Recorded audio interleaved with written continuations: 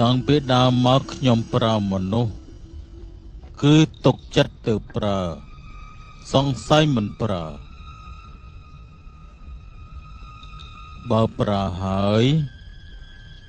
មិននឹងអាចស្ដាយក្រោយការពិតក្នុងចិត្តលោកម្ចាស់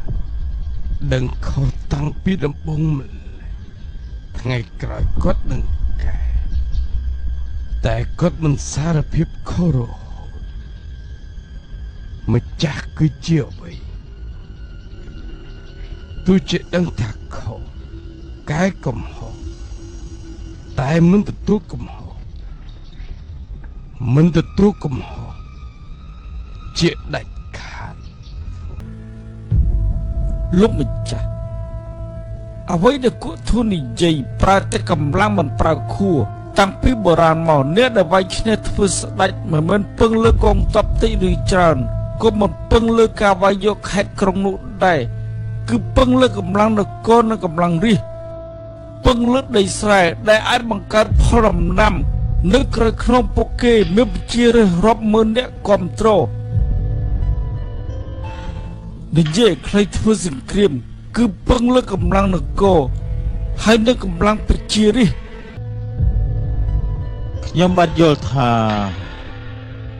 មិនខ្វល់តែច្បាំងឬក៏មិនច្បាំងទេពួកយើងមិនអាចមើលតែស្ថានភាពខ្លួនឯងនោះទេនៅត្រូវមើលស្ថានភាពសត្រូវថែមទៀតមិនត្រឹមតែត្រូវតែដឹងថាសត្រូវខ្លាចអ្វីជាងគេទេគឺត្រូវតែដឹងថាសត្រូវចង់បាត់អ្វីជាងគេដែរដូចអ្នកធ្វើសឹកគឺតែងតែពោលថាស្គាល់ស្ថានភាពទាំងសងខាងទើបអាចយកឈ្នះលើគេបានរដូវស្លឹកឈើជ្រុះក៏គួយគុណ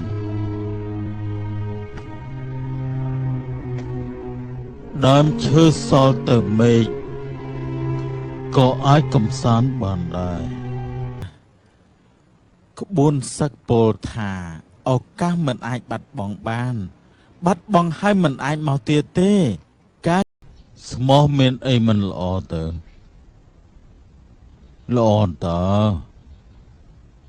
បើគ្មានចិត្តស្មោះទេមិននឹងអាចទុកថាជាអ្នកក្លាហាន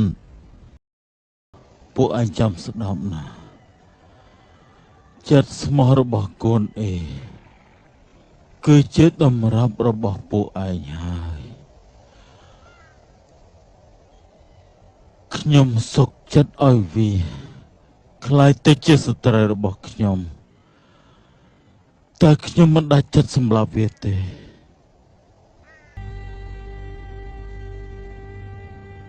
ទ្រព្យដែលមិនអាចធ្វើគេរំភើបចិត្តបុណ្យស័ក្តិមិនអាចកែប្រែគំនិតគេបាន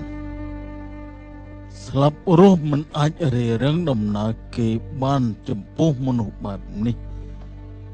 កុំថាឡៃឆើសូម្បីតែទេវតាក៏ចាញ់ដែរ